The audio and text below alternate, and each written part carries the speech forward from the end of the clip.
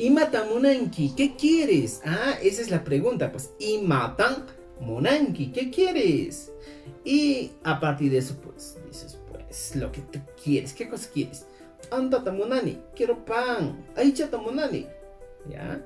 Ronto pasita Monani. Aichata Monani. Esas serían nuestras respuestas.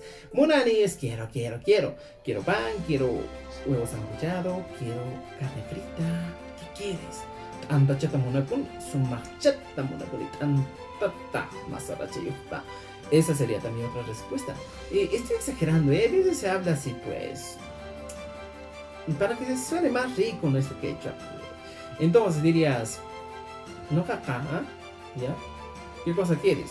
¿Ya? Ajá, chata monakun. Yo quiero chichita. Ahora yo te pregunto, ¿y mata monanki? Y déjame la respuesta en nuestra caja de comentarios.